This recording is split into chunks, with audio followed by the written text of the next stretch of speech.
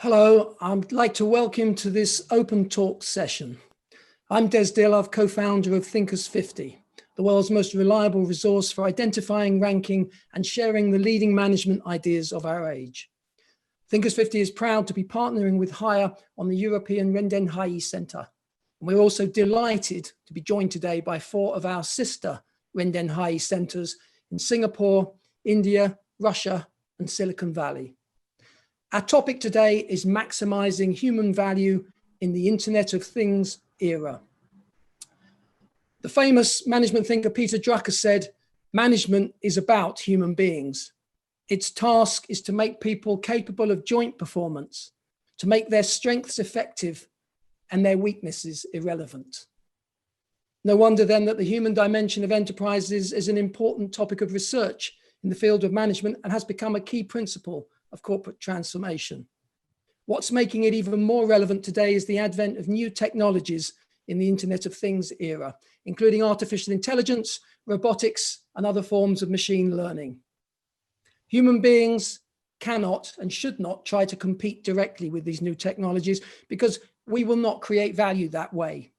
It's simply not enough to be a bad robot, by which I mean trying to resist the rising tide is going to be futile. Instead, we need to discover and leverage our human qualities to maximize our value.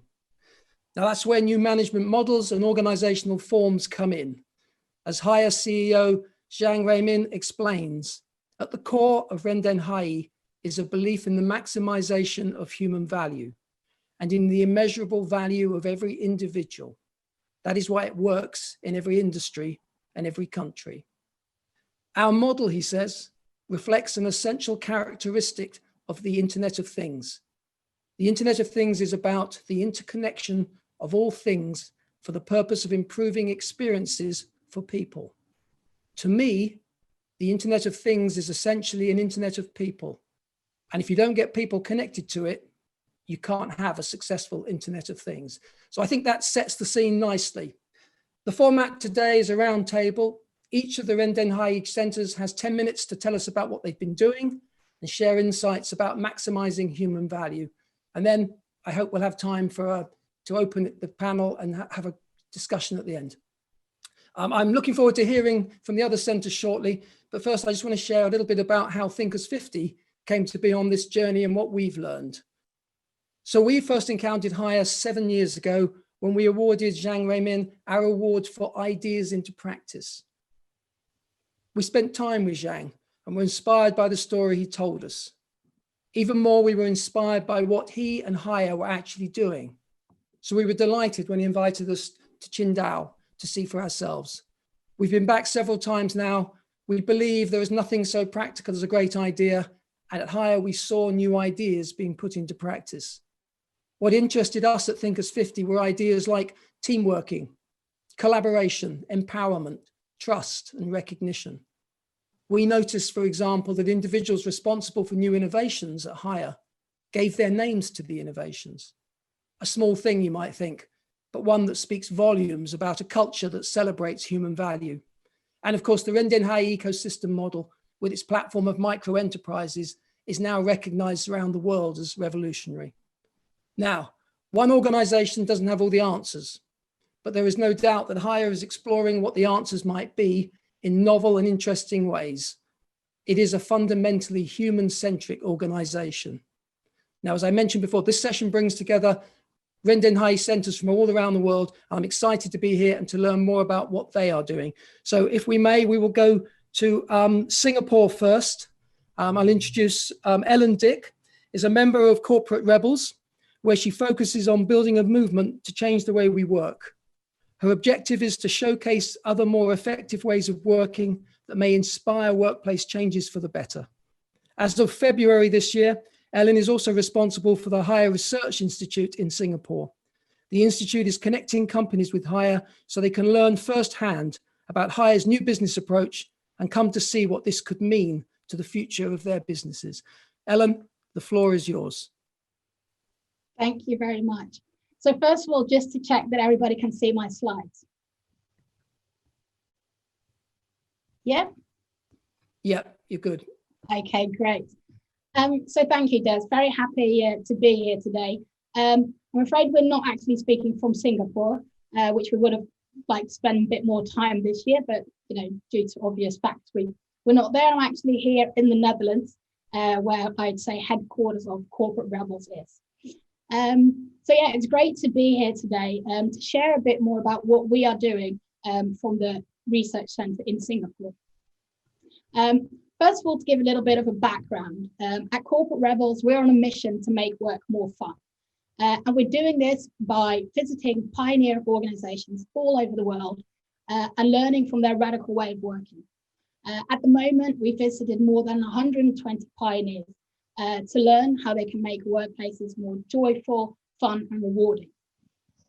As you can imagine, Hire is also one of these organizations. Back in 2017, we visited Hire for the first time. And since that moment, we've been sharing through our blog the way that Hire is working. We see a tremendous amount of interest in this. And I feel that is because Hire shows of the way it can be done differently. A lot of the time we hear organizations coming up with the excuse, that won't work for us, can't work on that scale, while Hire proves that it actually can. So what I'd like to do today is share a bit more about what we are actually doing through Hire, through the Research Centre. So one of the things we're working on through research is a Hire book, which we're writing this year, and which is soon to be released in next year, the beginning of next year. And in this book, you'll learn about Hire and how they managed to grow out to become the entrepreneurial giant that they've become today. And this book is filled with personal stories from Hire's people, explaining in detail how and why things work at the multiple stories in Hire. We also hear from GEA and how they're transforming and adapting into the Reng-Dong-Hei model in their organization. Aside from that, we're also doing research with INSEAD. And this research is focused on the last transformation that Hire has gone through. So moving more towards ecosystem of micro communities. Good news, this research will actually also be shared afterwards and will be shaped into a teaching case where workshops will come out of that. From all the things that I'm wanting to share with you today, if there's anything that you feel might be interesting for you to join, I will be putting my email address in the comments later so that you can get in contact with me. So aside from researching, we feel that it's time to get into action. We're talking about this and we know things are having to change. How are we going to set this into motion? So aside from the research, what we're also working on is actually connecting companies straight to Hire. Through the blog and all the research we do, we get a lot of interest of companies coming to us, asking if we can share more about this model. However, we believe that although we know a lot about it, there's nobody better that can explain it than Hire. So over the last few months, we've also been connecting organizations to Hire. For example, Fujitsu, Jaipur Rugs, and Severstar, which you'll actually be hearing from in the next panels as well, to hear what they're working on. Aside from these bigger companies, the last year, we've also been working on organizing a trip together with Hire for companies to go and visit factories and the company itself, because we believe that, again, it's best for them to hear it for themselves, to feel it and see what is going on there. I would have loved to say that this trip was going to be in November, but due to the circumstances, we're kind of working on when that's going to be and if it's going to be this year or that it's going to be next year. But good news, there are still spots open for when it takes place. So if this sounds interesting for you, you can also check out the website where there's more information on that. One thing that we do notice, obviously, during this Corona time is that sometimes it can be hard to meet face-to-face. That's why we're also working on a website. With this website, we aim to set up an interactive community of enterprise management models. And on this site, and this platform and community as we see it, we will be inviting companies and experts to share their knowledge on this topic. By creating this platform, we can reach more interested people in this novel management models. And then the last thing that we're working on at the moment as well is an online academy. So our online academy will be there for people to join, where they can learn about pioneering organisations changing the way we work today. Hi will also be included in this. Now, to be honest, I feel I could, talk for another hour about why we need to change the way that we're working. But I have a short clip that I feel will explain that a lot better.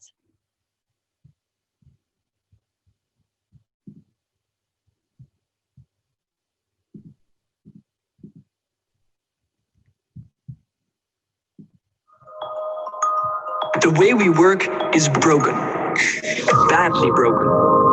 It was appropriate in a stable, slow, and predictable world that no longer exists. Endless layers of hierarchy, top-down decision-making, and stifling bureaucracy are killing motivation and undermining creativity. Tight rules and regulations and command and control structures no longer deliver optimal results. Our complex world is fast changing, and the traditional way of working destroys organizations and frustrates people. Just look at the numbers. 37% of people believe their job makes no useful contribution to society. A staggering 85% of employees feel disengaged at work. Global productivity growth is declining as bureaucracy and hierarchy increasingly poison our organizations. Work, as we know it today, is simply not working. The good news? There is a better way. And it's not just theory. A select group of pioneering organizations has cracked the code. Their radical organizational structures allow them to reduce hierarchy and eliminate top-down control, while unleashing freedom and autonomy at all levels. These progressives beat the competition with sky-high employee engagement, increased productivity, immense client satisfaction, and improved profitability. Now, you can discover how such pioneering models work and how to apply them to your organization. We provide a 6-week intensive online course that will help you understand and design progressive organizational structures. Classes of 20 like-minded rebels from different companies. A powerful combination of on-demand content and live sessions with pioneers from around the world. Lifetime access to a unique community of alumni. Are you eager to fully understand how the world's most radical pioneers work? Are you ready to design a highly progressive workplace? Apply now. Join the revolution at corporate-rebels.com/academy.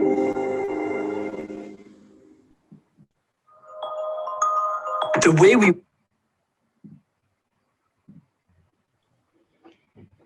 So as you can see, what our aim is to find the right balance between doing research on the one hand, but also setting things into motion and to action on the other hand.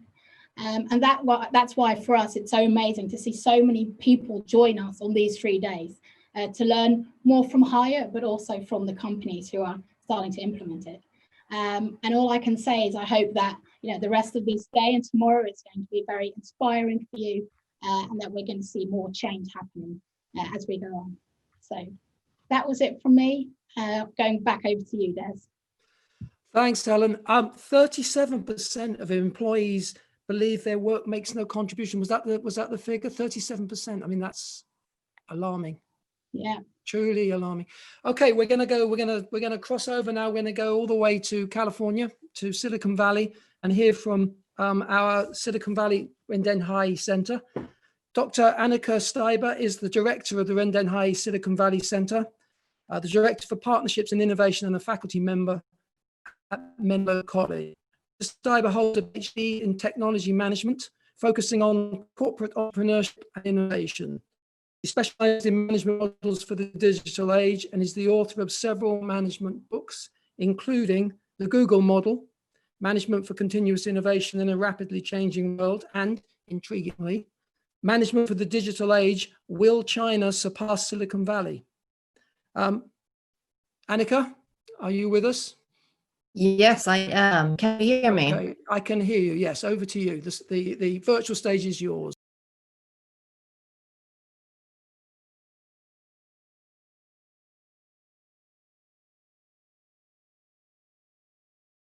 In the morning.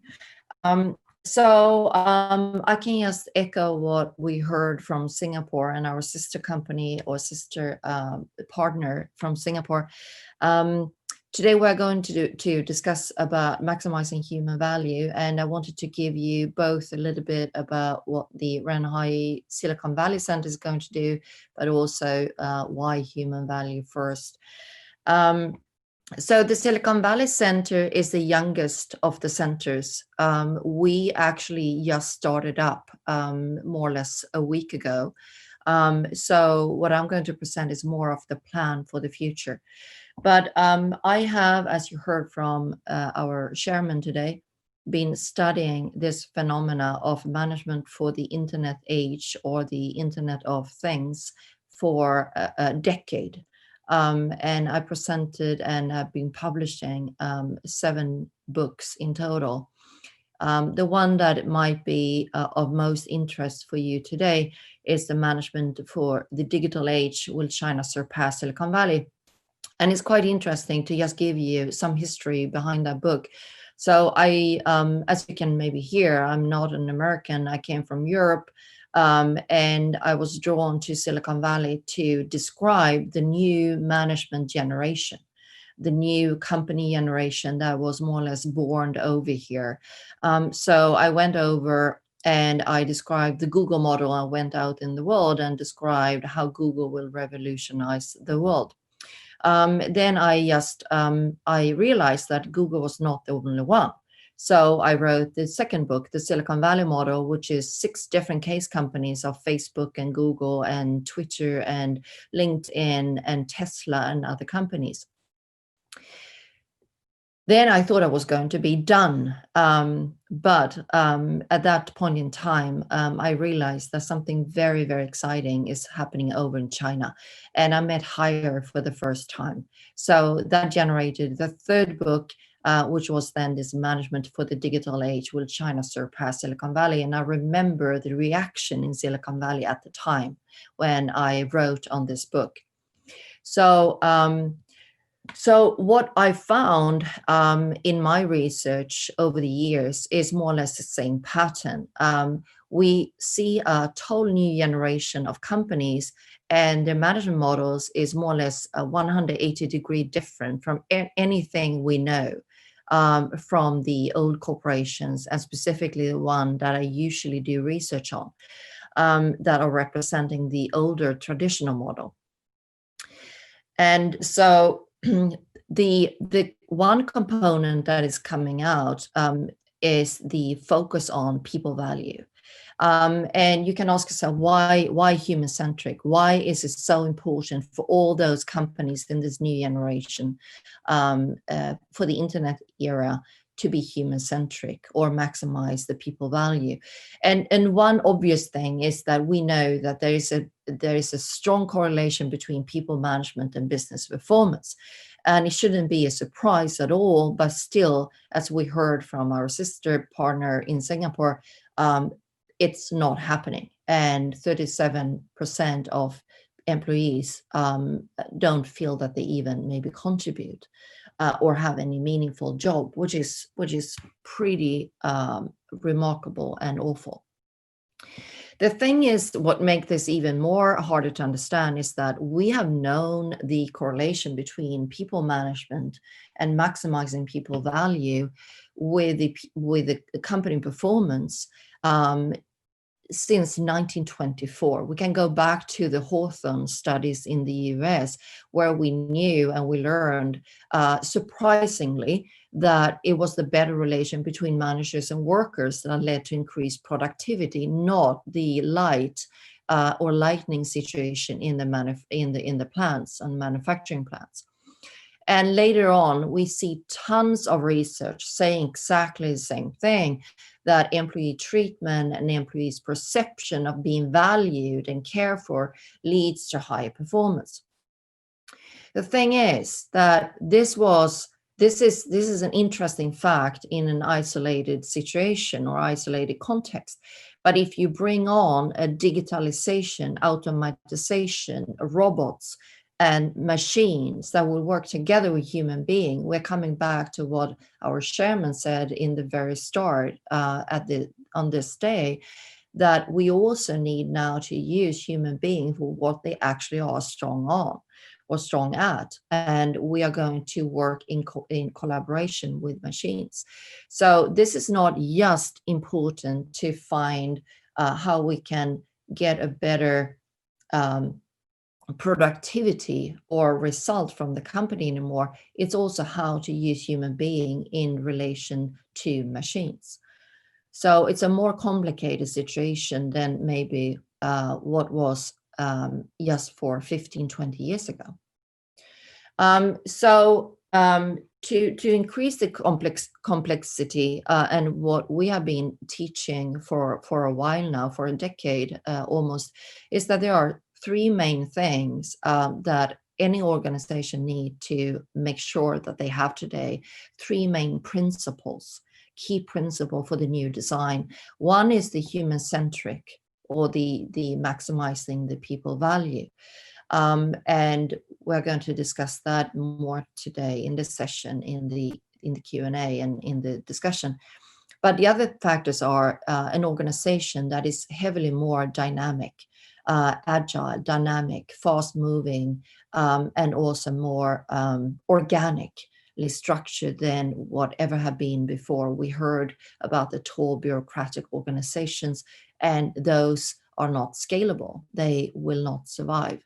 And we know that. It's enough research showing that, scientific research. We also know that there's a third principle, and it's to be open. Before we had the vertical integration of businesses, we talked about that yesterday. Now it's all about ecosystem. It's all about co-evolution, co-creation, co-locating, all these new buzzwords, open innovation and ecosystem, living in parallel, more or less saying the same thing. Innovation is going outside, productivity is going outside. Companies have to be having semi-transparent borders. So if company can move and transform from being what they are today, a traditional company that is more or less an isolated, vertical integrated company that doesn't really use more than maybe 10% of the people within the company, to a company that can maximize the value of the people in the organization, be organically fast, agile, and also make sure that they can bring value from the whole ecosystem. You can just imagine the power of those large corporations that can do that. And that is the only way also to be comparable, innovative to startups, and which is something that large corporations try to be, and they try desperately to learn from startup and the startup culture, which is very hard in the old traditional setting. So what the Silicon Valley Center will focus on is to build on the knowledge we already have, which is scientifically based, and also, of course, based on a lot of consultancy reports and other practitioners' work. We're going to do research specifically scientifically based, and we're going to offer webinars. We're going to also create new curriculum modules for the new business leaders of the world, so we can bring the latest of management to colleges and universities. And we are, of course, going to do seminars, workshops, online programs for business leaders of today. And it will be focused on getting people, business leaders today and for tomorrow, to understand the new context and the new principles, number one, and then the new practices. As we heard from Gary Hamel yesterday, we are usually focusing on practices immediately, which I think is a huge error and mistake. If you don't get the understanding of the new context and you have a true belief in the executive team of what new principles have to be there, no transformation will happen of the companies. And I do think that Silicon Valley can be an incredible place to create this new cradle of management innovation, where we now will add all the knowledge from hire and the Renan Hui model to the knowledge we have already. We also, of course, going to study other examples as well. And as I said, in China, tremendously interesting things is going on. The Renan Hui model is mind-blowing, at the least. And we are going to be able to offer new knowledge that is coming from and inspiring from this model within a 6-month period of time. So that was everything from the Silicon Valley Center for now. And as I said, we are the newest center, so it will be interesting to listen and share more later on with you, and hope to get also your contacts if you want to learn more. Great, thanks, Annika. I have to ask you, do you think, I mean, it's the title of your book, do you think that China will surpass Silicon Valley? Just to put you on the spot. You know, I got that question from very many journalists, and specifically have good after that answer. book. I would definitely say that, I mean, living in Silicon Valley is very dangerous to answer that question. As you can understand, it's politically not okay to answer that question. I can just say that there are pretty clear indicators that say that Silicon Valley should, watch their back, definitely.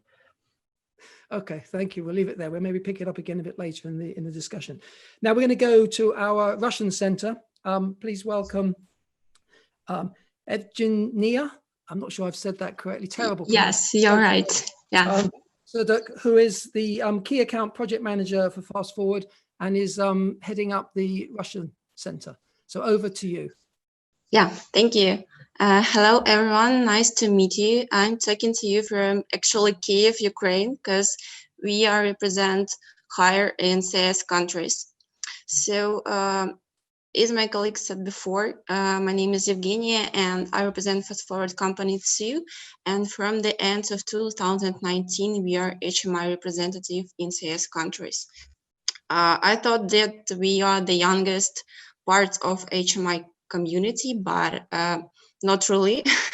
But for us, it's a big honor to represent higher here and to share their knowledge, instruments, and principles.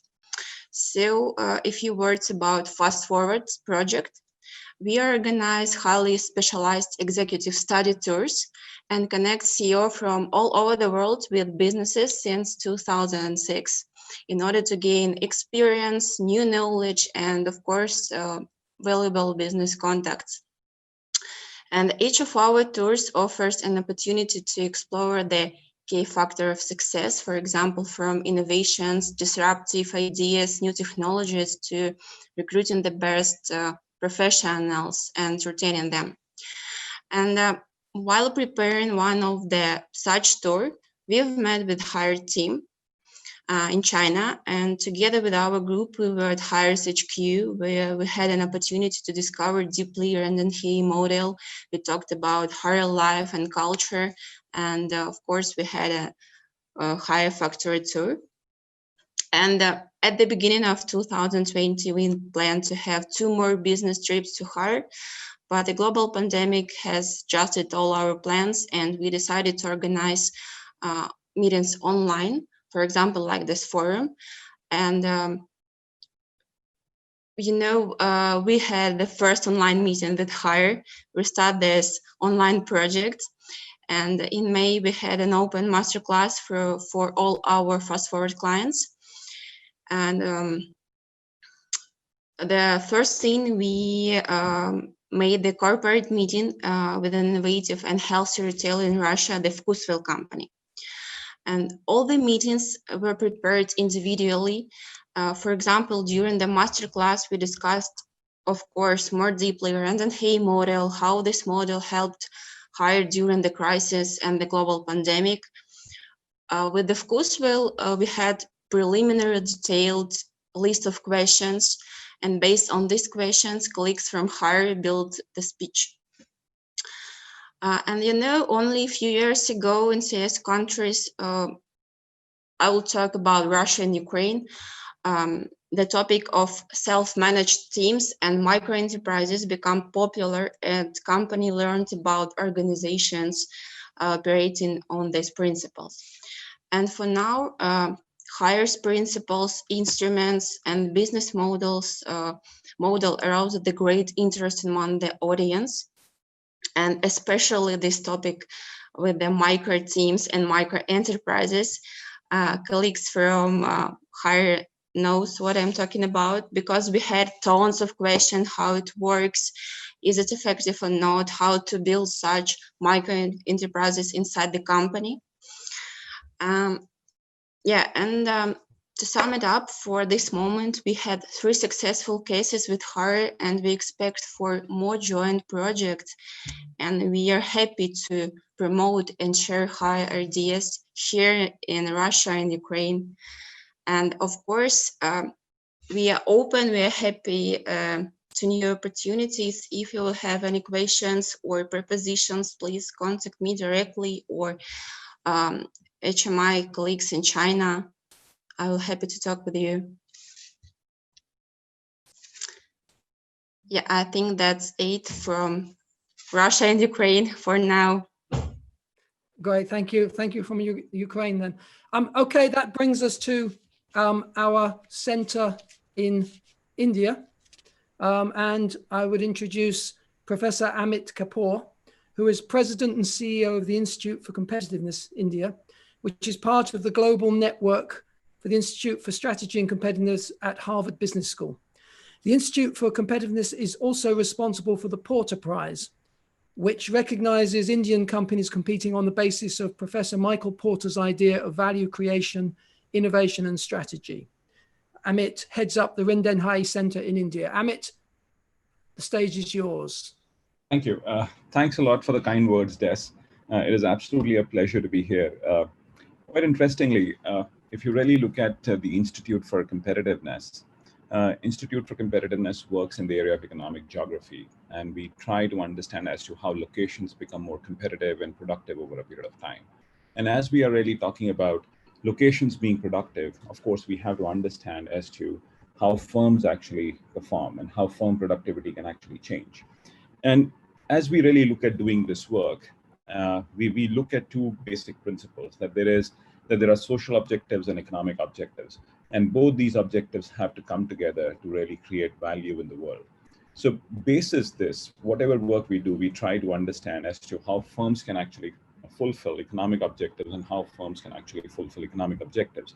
And looking at this, we fundamentally look at various sets of areas. So we talk about the idea of social progress, or we talk about the idea of, say, competitiveness, strategy, and so on and so forth. And this is where the Rendenhai Center really fits into the whole idea of what we are really looking at doing. Because as we believe that fundamentally the future models of business are really going to get redefined because of the internet. There is, as you're saying, the Internet of Things, there is going to be a huge leap that can actually happen. So we are really going to be talking about a world which is more like smart connected products. We are actually talking about capabilities which are going to be uniquely different, and that is going to create opportunities and challenges for enterprises. So if you really look at it, what I'm really looking at is going beyond the technology stack. It is in terms of saying as to how that system of systems is really going to get created. And this is where we are looking at creating possibilities within the center. And as I say, we are looking at 3 or 4 things as we talk about into the center or doing within the center. One is very clearly, of course, creating a network of organizations who would like to understand what things should be, or how Hire has actually created a very interesting ecosystem and how they can actually learn from those sets of practices. But broadly, if you really look at it, there are 4 things which I feel are going to be the cornerstone of the center, which we have just started in the last month or so. And now we are really strategizing as to how we really move forward. So one of the things is going to be research and publications. And fundamentally, as we say, like when I say research and publications, we fundamentally do a lot of work on, say, understanding the innovation ecosystem in India, the competitiveness structures in India, how states compete, how companies are competing. And this is where we say, like, we need to understand the idea of IoT readiness. We need to understand as to how states are creating ecosystems to really push forward for creating ecosystems. Too, Annika was saying, can we create ecosystems across the world? So if you have a Silicon Valley, you have something in China, can we actually have an advent of another Silicon Valley in India, and how that can actually happen? Can we create an ecosystem of enterprises that can really push forward into the direction? So research publications around that area, understanding the readiness of companies, readiness of states, or the constituent parts of the country, and how we can actually compete across the board. The following that basis the research and publication call as interaction events, something like what we are doing here. It's about sharing ideas. It's about talking to people, and that is where we are talking about the idea of webinars and so on and so forth. Create those interactions and to really push the envelope forward. I think the fundamental view is that as we share the information, that's when we will really understand as to how things are happening. The interactions will really make us understand what needs to be done next, because this is a world which is going to be very, very interesting. It's changing so dramatically. So one of the things which I believe, one of the areas that we work very strongly is about democracies. And internet is going to fundamentally have a huge challenge for democracy. So can we see as to how business models can actually get created, which are going to be hugely different? In fact, I'm just starting to teach a course at Stanford in January on reimagining capitalism. And so where I see is that internet can actually alter the way we really look at the capitalistic systems, how capitalistic societies will function, and so on and so forth. So that is what we are also looking at. And that is where this whole thing fits in. And the third thing, as we are really looking at, is in terms of creating programs. And when you say programs, that is about training programs for corporations, visits, and so on and so forth. But last but not the least, and that is the most important part, and the most important part being as to the advisory that we can actually provide for the corporations in terms of understanding what needs to be done for the future. Because I think there are two ways in which you have to really look at it. Like, one is that we are sitting on a static place. But I think with the Internet of Things, it's not static. It is going to be so fundamentally different. As you said, Des, in the beginning, AI is actually going to be something that we need to tackle. But what is that tackling going to be? How that thing is going to alter? There could be very different paths that can actually be taken across. But I think the path which is going to be important is going to be, how do we really create a capitalistic system which is not exploitative, which is very fundamentally more equitable and growth, and can these models really take it? In fact, as I see as the Render AI model, why I'm supremely impressed with that model is that you're actually trying to create entrepreneurs across the board. You're creating that network of people who are able to perform and who are able to do things better, and that is which does away with a lot of inequality across the system. So can we create those set of ideas and really push the world forward?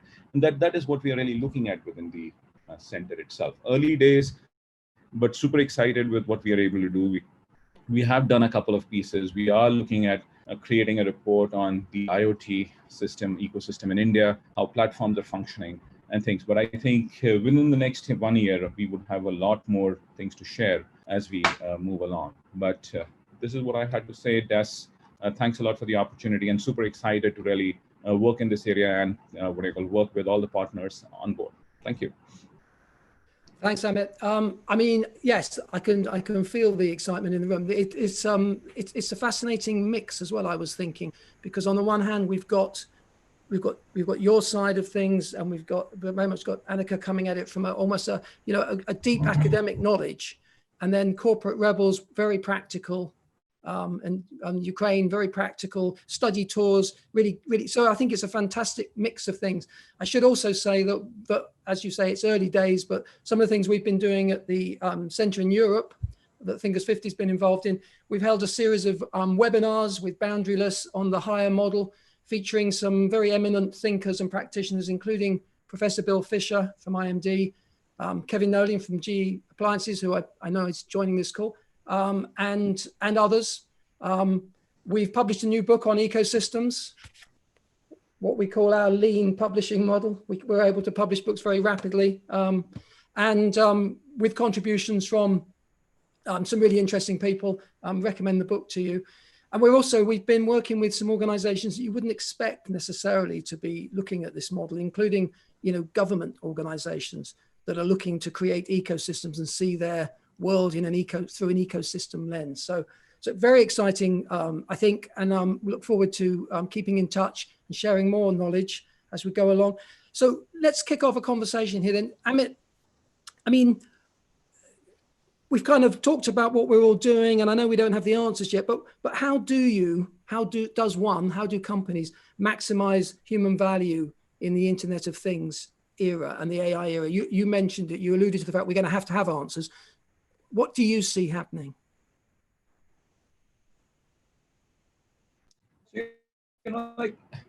This is a great question as to how fundamental humans will actually make a contribution over a period of time. The fundamental thing is, a lot of people will really try to understand what value is per se. I think what is the value in terms of whether it's the productivity that I'm looking at, but I think fundamentally we have to understand as to how we are able to contribute positively to society is what I really look at. If I'm able to contribute positively in terms of upliftment through these models, that is what it is going to be. In fact, when I say AI or when you say Internet of Things, I think this is for the first time in the history that we are able to actually have information on the tip of our fingertips. If I'm looking at a developmental problem, the developmental problem can actually get solved through information because I have a rapid understanding of what's happening on the ground. If I'm really talking about a country like India, today I know as to each geography as to what are the challenges of development that I see. And basis those sets of real numbers, I'm able to create models for giving things into the public. So if you have talked about education or healthcare, I'm able to understand this is the location where there are challenges. I create a business model accordingly for those challenges, which could be localized, which could solve a certain problem that actually exists. And then, of course, if you really look at it, that is where a human contribution will have to be really looked at. I think we will have to go beyond it. It's going to be, we will have to ask a question to ourselves as people. What is the contribution I'm making rather than starting to ask what my country is doing for me? Those are typical questions that actually happen, but we need to really look at those point of views and take forward. But I think fundamentally we are sitting at a cusp of change because of the information that we have, which can alter capitalism per se, which can do away with the negatives of the capitalistic society, which makes it very, very, the disparity is huge, and this can actually change. And in fact, we can create solutions. In fact, today, I think the idea is going to be that we have to move towards solutions rather than saying, I'm going to create a product. What is it that I'm trying to solve? What is the problem that I'm solving? And if I'm able to solve it, that is where the answers are actually going to be. And that is how you will have to understand your industry structures and so on and so forth. The traditional view of an industry structure is going to change. And that is what we have to look at. In fact, the way we are competing itself is going to change, because it's not going to be something, your competitive advantage is going to be something which is just going to last you for 3 months, because easily it can get copied. So you have to really live on a stack of data and create something. And that is where value is going to get created. Enterprises will have to just enable its people to be entrepreneurial. What I would always say, today is the age of not job seekers. It's going to be the age of job creators. And if enterprises are able to do that, that is where things are really going to change. And that is what we need to function and focus on. So move away from job seeking to job creation across the world. And that is how solutions are actually going to come through. I mean, you're suggesting that we have to go out and create our own jobs. Is that what you're suggesting? Yeah, I think so. In fact, each one of us has to be an entrepreneur, each one of us, yeah, because it's the value that I'm doing. In fact, how many of us, if you really look at it, the models or what we were talking about in the past, say the IT models of the past are passe. So it's actually going to be very different. In fact, the very fundamental model of having 100,000 people, 500,000 people in enterprises is actually going to be long gone and dead. It's going to be small, agile systems, which are actually going to be working. So today, Descents 2 are a very agile system, created one of the most fantastic ideas in the world. And then, of course, so it's just 2 people effectively, but they create something very, very strong and robust. So why is it that we can't really create some of those ideas itself? So that is what needs to be done. So it's the world of large organizations is gone. I think it is going to be agile, small, swift, mean enterprises of the future. Micro enterprises, indeed, micro enterprises. Yeah, Exactly. so if I could comment on that, please do, Annika. I think it's very important to sort of make explicit the underlying questions, because the question, how do you maximize human value in the IoT era, it's a very broad and it's a very complex question, because under that it's covering a number of very important areas where we have some information, and then in some other areas we don't know that much yet. So one of the most obvious field, right, is how we can motivate human beings. And here we know pretty much. We can go back to McGregor's theories, the X and Y. If you have a leader and an executive leadership that believe in the X theory, you will never have any possibility to maximize the human value in that organization. And if you would apply what we actually know about the importance of including people, creating a culture of trust, decentralized decision making, and with the information technology, make sure that information is democratically distributed, all that. We can do a lot of things. But then in parallel with that, to answer your question, we have the machine human interface. Right, and what will machines do, and what will human beings do in the future, and how do we then maximize the human potential in that context? That is a whole different question. And then back to what Ahmed was or Mr. Kapoor was talking about, the organizations. If we might not have very many big, large corporations in the future, so that means that everyone that want to be on the job market and be able to share the value creation and therefore maybe be paid, need to be able to be an entrepreneur and make sure to contribute with value and stay relevant, right? So, which means that they have to take a whole different approach to their own self evolution, their own brand, and stay relevant and be able to maybe shift jobs every second year or whatever it will be, and maybe not even be able to apply job for an employer anymore, but actually, as you said, to create your own job, right, and be part of that. So I think it's so complex. We have so huge questions that need to be analyzed in order to answer that question you asked. You're absolutely right. It's a big question. We need big answers. That's what we need. Right. Some big answers. But we don't have them just yet. It's true. It's interesting you're talking about, not just organizations staying relevant. Clearly, individuals have to stay relevant in this fast changing world.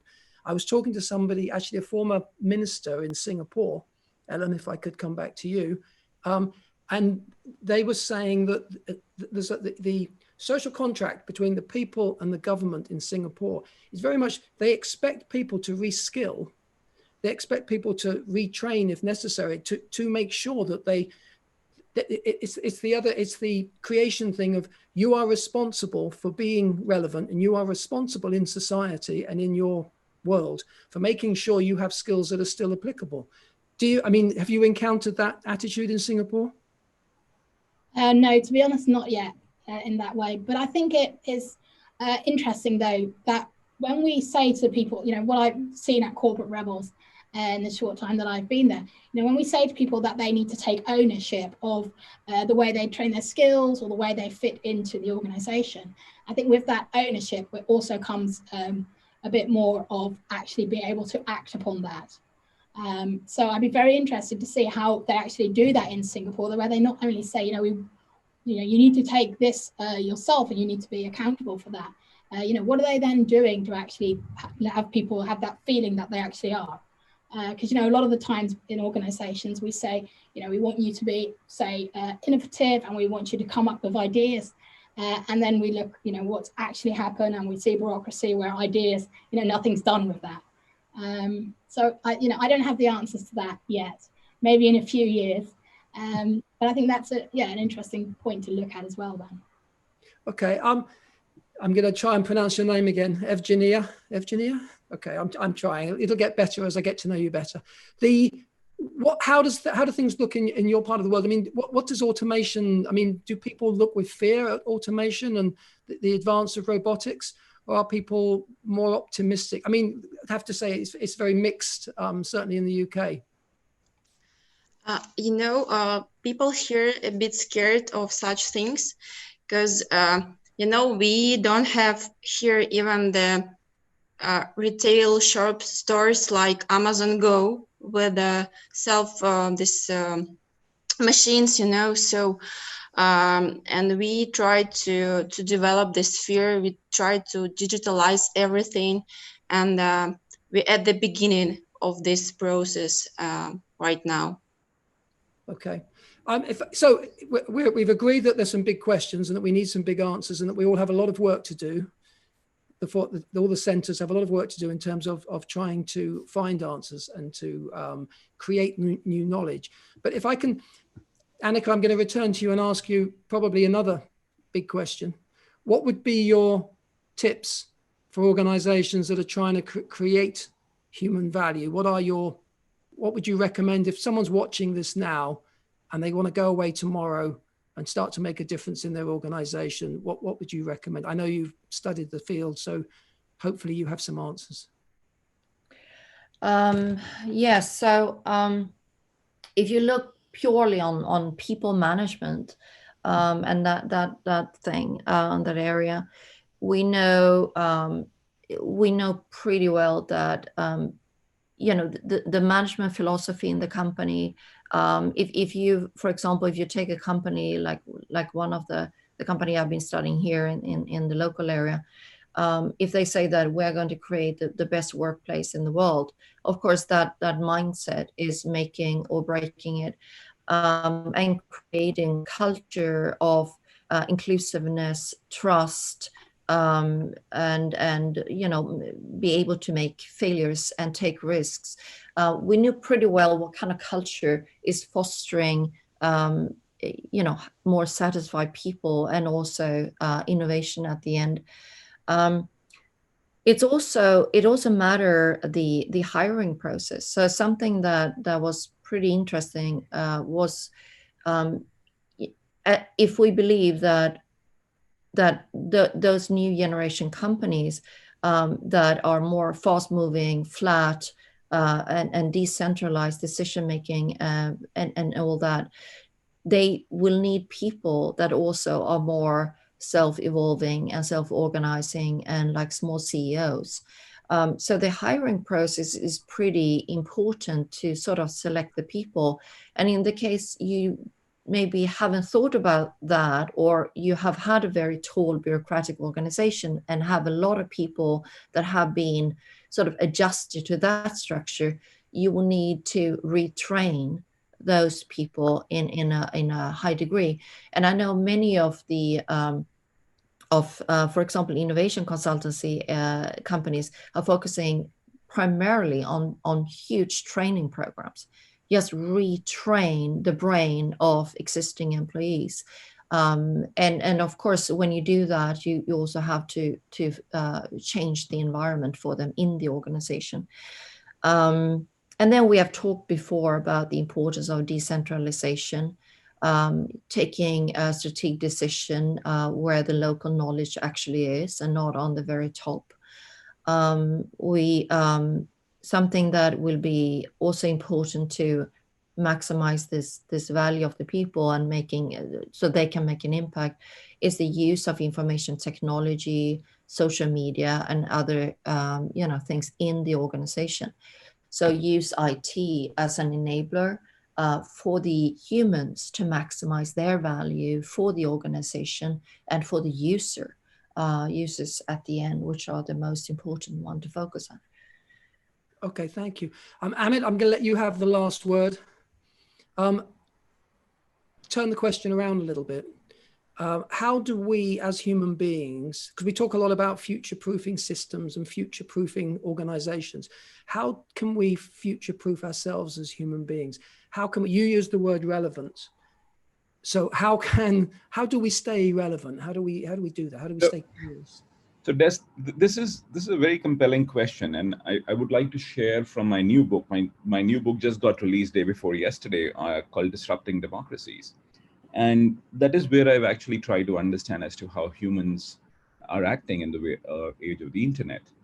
And quite interestingly, if you really look at it, like today is the time. In fact, I'm going to make a very brash statement.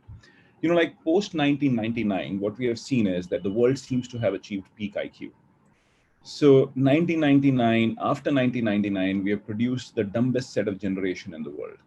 And if we have produced the dumbest set of generation, and I'm saying, and the reason is very simple. The reason is that what we see as information or internet or Twitter or Facebook, we feel that information is knowledge. I'm able to look at the phone, I'm able to share the information, and that is where it seems, oh, this is just great or whatever. But no, this is just information. That is not intelligence.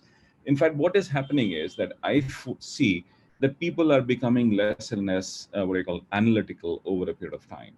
If that is there, if that is true, that means there are going to be challenges for the future. So we have to future-proof ourselves. We have to be more analytical. I think the biggest answer is, read and read. In fact, read more, because it's the memory which is going to create intelligence for you. It's not social media which is going to create intelligence for you. Move away from it. In fact, I think the only worthwhile thing is probably Twitter. Facebook sucks, LinkedIn sucks. There is absolutely no use for any of these things. I have not seen any known usage of this. In fact, I'm continuing to be able to do my job, make money or whatever without using any of this. And that's where it is. So drop it off, read more, become analytical, and that is what is going to make you survive. Get off the phones, get off the internet, and don't become dumb and don't become, I think we are a generation which are moving very fast towards becoming bonobos. We should not really look at that. So the pace is just way too fast and we are moving into that direction. So change that direction and be humans and be intelligent. And that is what you're known for. And stop making dumb decisions like understand that science is real. There are people in the world who believe that science is not real. Science is real. Believe that climate change is happening. It is the survival of the human race. First, you have to really talk about it and then move into the future. Okay, Amit, thank you very much. Enlightening as ever, and controversial possibly. I think you might be showing your age with the social media thing. All of you, thank you so much. Really interesting session. I look forward to convening more of these sessions and hearing what the Rendinhayi centres are up to. That brings this session to an end, I think, hopefully on time. We are, next session, I know we're going to be presenting the Zero Distance Awards, so hopefully people will be able to stay with us for that. I think that's coming up very, very shortly. Again, thank you, and thank you all for tuning in.